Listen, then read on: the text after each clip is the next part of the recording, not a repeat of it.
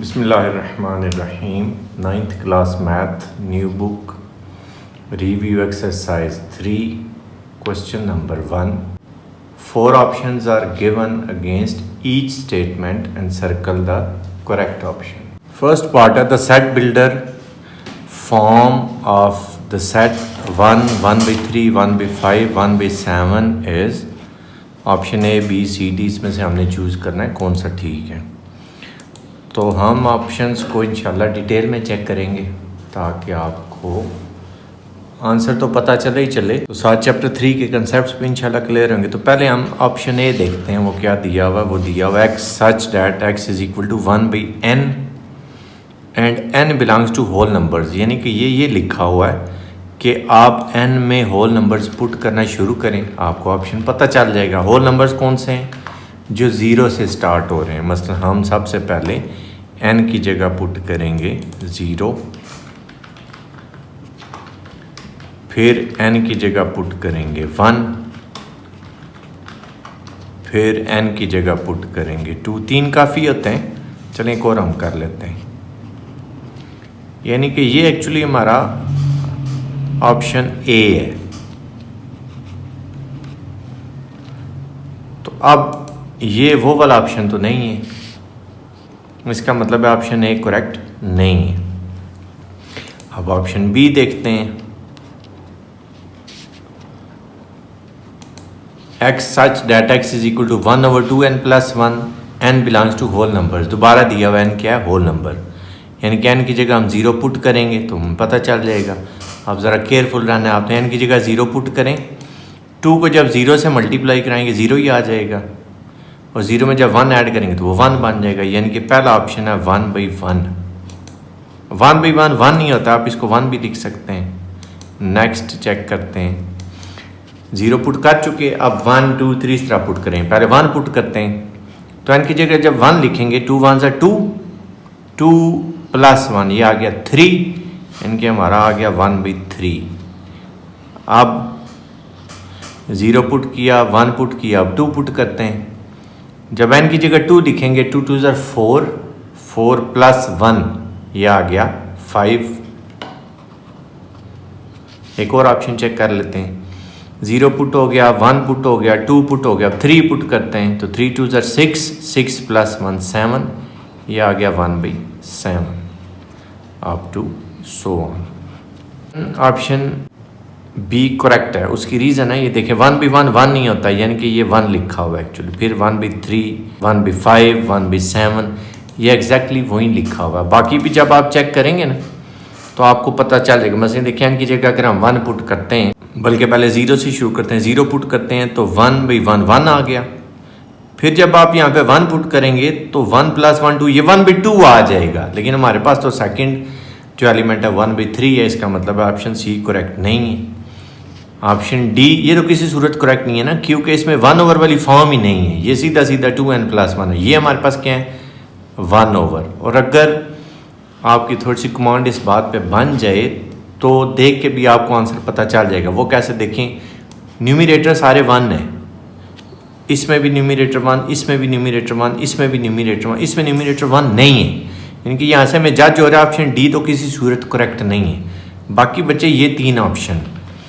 तो ये जो डिनोमिनेटर में नंबर लिखे हुए ये ऑड नंबर्स हैं, यानी कि ये 1 by 1 है, 1 3 5 7। तो ऑड नंबर्स को लिखने का तरीका होता है 2n + 1। यानी कि यहाँ से भी हमें जज हो रहा है कि ये ऑड नंबर्स हैं। तो हमारा ऑप्शन कौन सा करेक्ट है? Option B is correct.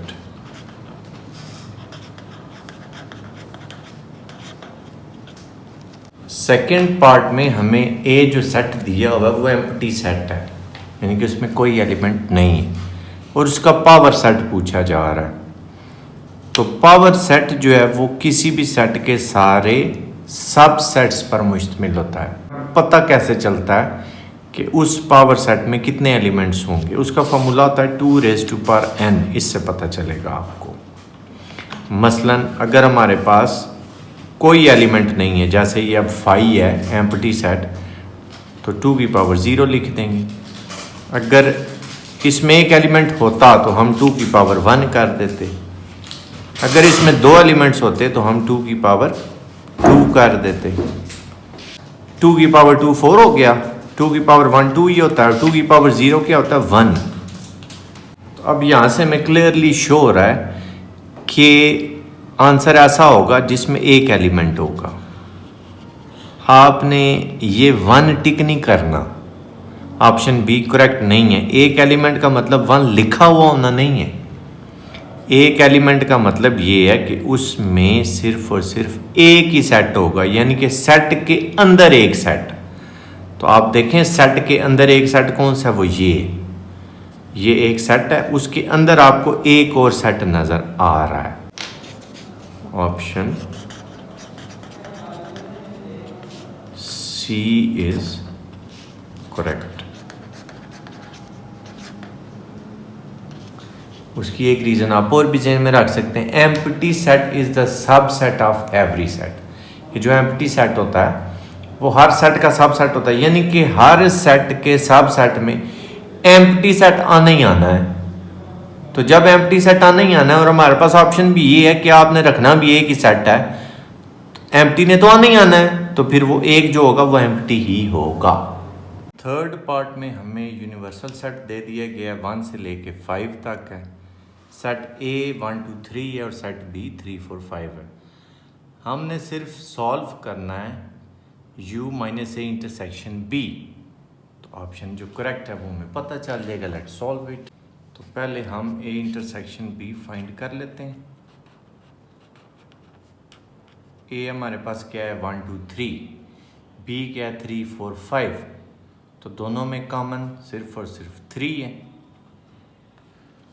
अब आप u में से a इंटरसेक्शन b को सब्ट्रैक्ट कर लें। u क्या है आपके पास 1 से लेके 5 तक, माइनस a इंटरसेक्शन b आपने क्या फाइंड किया 3। तो जब इन सब में से 3 निकल जाएगा तो हमारे पास आएगा 1 2 4 and 5। Option A is correct.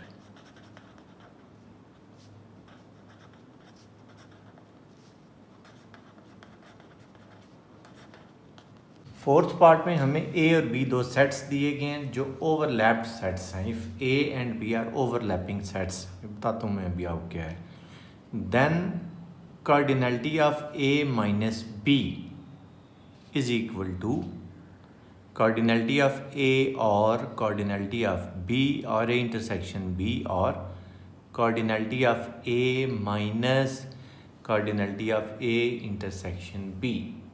When diagram के थ्रू ये क्वेश्चन आपको फ़ौरन समझ आ जाएगा और इसी में वेन डायग्राम भी इंशाल्लाह आपको क्लियर हो जाएगी। ये एक यूनिवर्सल सेट है जो हम ब्लॉक बनाते हैं, इसको हम कहते हैं ये यूनिवर्सल सेट है। अब हमने इसमें दो सेट बनाने, एक ए और एक बी।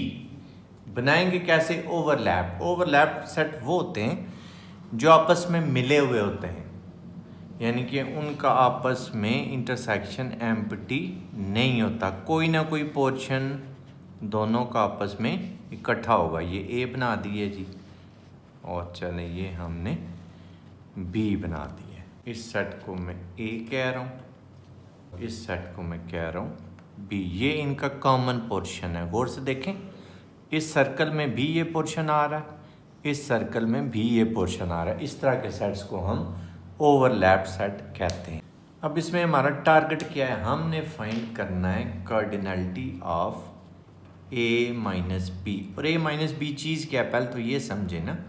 ए माइनस बी का मतलब है ए का वो पार्ट जो बी में नहीं है।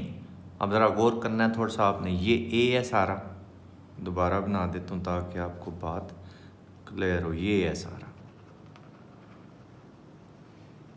और ए का कौन सा पोर्शन है जो बी में नहीं है? वो ये वाला पोर्शन है। चले मैं कलर भी करता हूँ। ये पोर्शन बी में मौजूद नहीं है, ये बी में भी है ये वाला, इसको छोड़ना है आपने, यही तो हमने बताना है। ए माइनस बी का मतलब क्या है, ए का वो पोर्शन जो बी में नहीं है। अब ये जो पोर्शन है ना, ये वाला, ये ए और बी दोनों में मौजूद है, तो वो नंबर्स जो ए और बी दोनों में मौजूद होते हैं उन नंबर्स को हम क्या कहते हैं, वो दोनों नंबर्स का इंटरसेक्शन कहलाते हैं। यानी कि ये जो पोर्शन है ये क्या है, ए और बी का इंटरसेक्शन। तो आपने ए में से जब ये इंटरसेक्शन निकाल दिया तो आपके पास cardinality of A minus B आ गया। यानी कि cardinality of A minus B आपके पास क्या आएगा, आप ए में से किसको निकालेंगे, इस पोर्शन को। ये पोर्शन क्या है, ए इंटरसेक्शन बी। कि कौन सा ऑप्शन ठीक है जी, D, option D is correct. और भी तरीके हैं इसको सॉल्व करने के, लेकिन ये ज़रा आसान है। फिफ्थ पार्ट है, if A is proper subset of B and B minus A is not equal to empty, then B minus A is equal to 0 और cardinality of B और cardinality of A और cardinality of B minus cardinality of A। अब अगर A B का proper subset है तो B minus ए empty नहीं होता, ये ज़रूरी होता है। ये यानी कि ऑप्शन में अगर ना भी लिखा हुआ होता ना तब भी कोई मसला नहीं था। फर्ज करते हैं B हमारे पास है 1 2 3 और A बी का प्रॉपर सबसेट है, यानी कि चलें आप इसमें सिर्फ 3 लिख लें। अब देखें ए बी का प्रॉपर सबसेट है तो बी माइनस ए आपके पास क्या आएगा, बी के वो एलिमेंट्स जो ए में नहीं है, 1 2। तो पहले आप कार्डिनलिटी वाले तरीके से देख लें, फिर मैं वेन डायग्राम के थ्रू भी बताता हूँ। अब बी में 3 एलिमेंट्स हैं तो बी की कार्डिनलिटी होगी 3। ए में ए की एलिमेंट है तो ए की कार्डिनलिटी होगी 1। बी माइनस ए में आपके पास कितने एलिमेंट्स आए हैं, 2 एलिमेंट्स आए हैं, इसकी कार्डिनलिटी होगी 2। आंसर तो आपको यहाँ से क्लियरली खुद ही पता चल चुका होगा। वो कैसे देखें, अब 3 माइनस 1 आपके पास 2 आता है ना, यानी कि आप ये लिखें cardinality of B minus cardinality of A, तो 3 माइनस 1 करें तो 2 आ गया। इसका मतलब है इसका ऑप्शन डी करेक्ट है। हमें जो गिवन है वो है कि ए सबसेट है बी का, ये चीज़। यानी कि अब आपने सर्कल दोनों इस तरह बनाने हैं कि बी वाला सर्कल बाहर हो, यानी कि बड़ा वाला सर्कल, ये जो भी आपको नज़र आ रहा होगा ये सर्कल है बी, इसके अंदर आपने सर्कल ए बनाना है। क्यों, क्योंकि ए बी का सबसेट है तो ए बी के अंदर लाई कर रहा होगा। और हमने फाइंड क्या करना था, हमने एक्चुअली बी माइनस ए फाइंड करना था, यानी कि बी का वो पोर्शन जो ए में नहीं है। तो बी का कौन सा पोर्शन है जो ए में नहीं है, ए को छोड़ दें, बाकी जितना पोर्शन है वो सारा बी का वो पोर्शन है जो ए में नहीं है। यानी कि बी की कार्डिनलिटी या बी के नंबर ऑफ एलिमेंट्स में से आप ए के नंबर ऑफ एलिमेंट्स माइनस करेंगे तो आपको बी माइनस ए मिल जाएगा। 6th पार्ट में ए यूनियन बी की कार्डिनलिटी दी गई है 50, सेट ए की कार्डिनलिटी है 30, सेट बी की कार्डिनलिटी है 35। हमने ए इंटरसेक्शन बी की कार्डिनलिटी बतानी है। तो जब भी आपने 2 सेट्स में से किसी एक सेट की या उनके यूनियन की या इंटरसेक्शन की कार्डिनलिटी बतानी हो तो आप principle of inclusion and exclusion use करते हैं। वो क्या है, cardinality of A union B is equal to cardinality of A plus cardinality of B minus cardinality of their intersection. अब इसमें इंटरेस्टिंग बात ये है कि चाहे आप जहाँ यूनियन लिखा है वहाँ इंटरसेक्शन लिखें और जहाँ इंटरसेक्शन लिखा है वहाँ यूनियन लिखें, कोई फ़र्क नहीं पड़ता। क्यों नहीं पड़ता? देखें, ये माइनस है, इक्वेशन के जब दूसरी साइड पे आएगा तो प्लस हो जाएगा, और ये प्लस है, इसको इक्वेशन के दूसरी साइड पे यहाँ पे लाएं तो ये माइनस हो जाएगा। यानी कि यूनियन या इंटरसेक्शन जिसकी भी कार्डिनलिटी आपने बतानी है, एमसीक्यूज़ में आप सिर्फ इतना ज़हन में रख लें, दोनों कार्डिनलिटीज़ को आप ऐड करके तो यूनियन या इंटरसेक्शन जिसकी भी दी हुई है सब्ट्रैक्ट कर लें। अब देखें 30 और 35, 65 हो गया, उसमें से आप 50 माइनस करेंगे, 15 आपका आंसर है।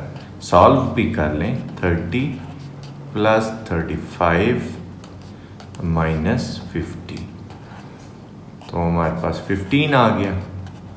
Hence option B is correct.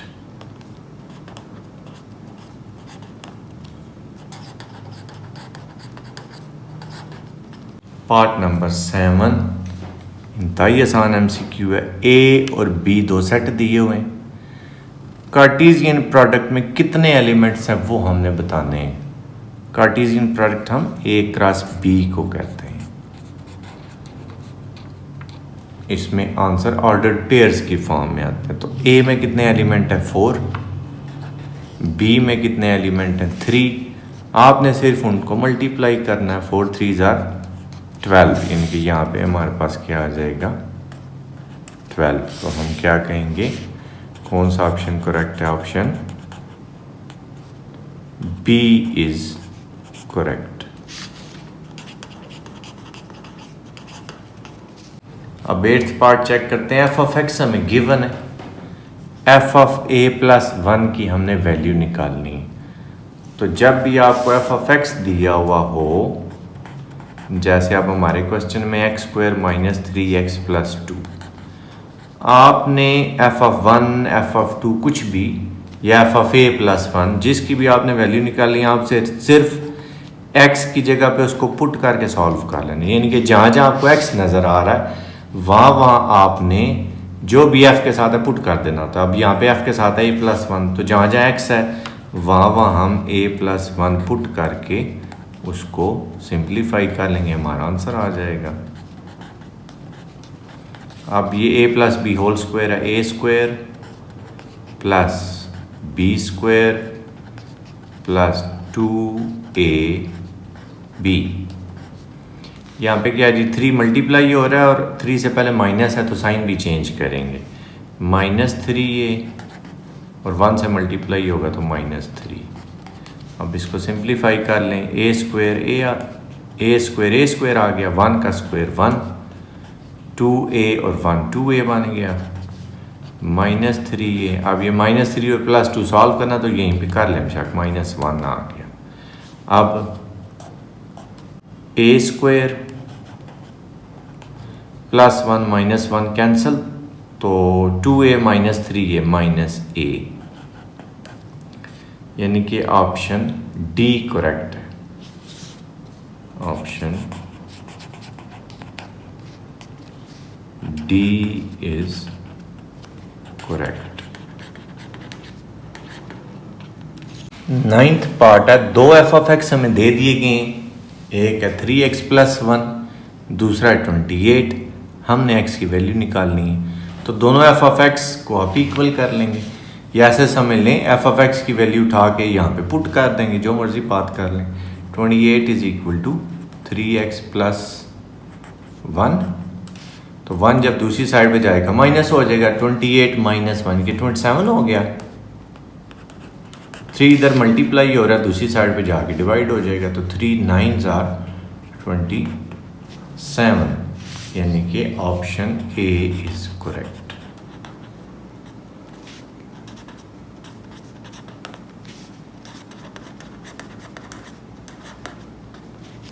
Part number 10।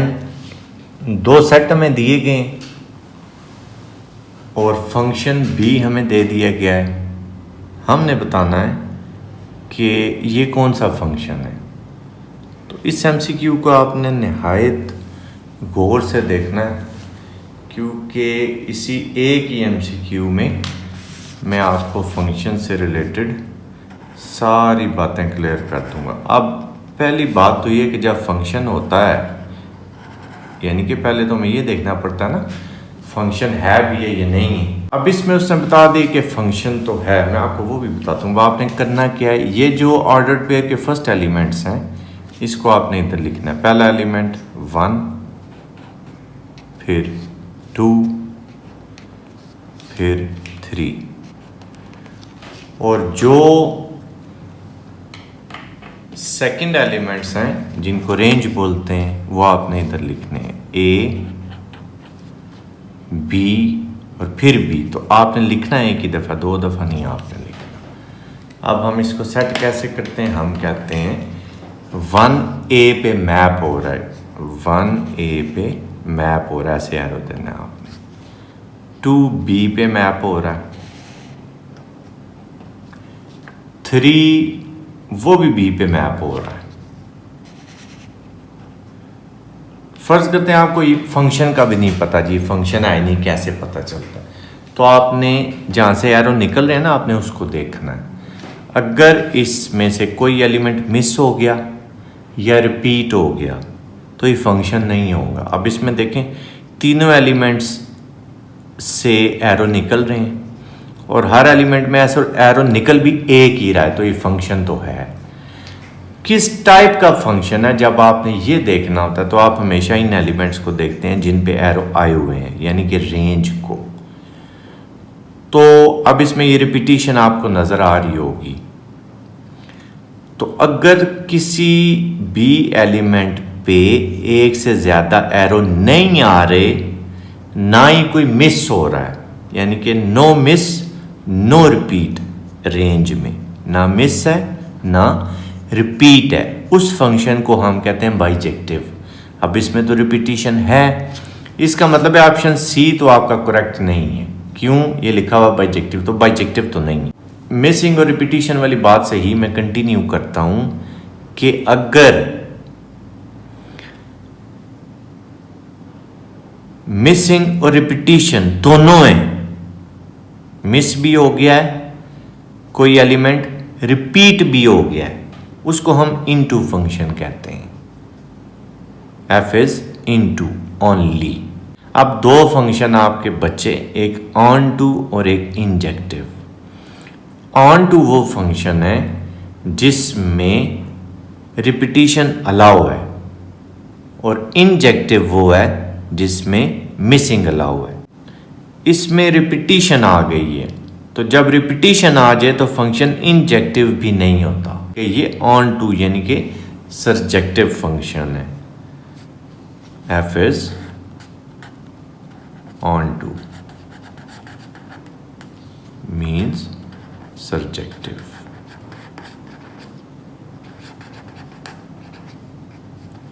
यानी कि ऑप्शन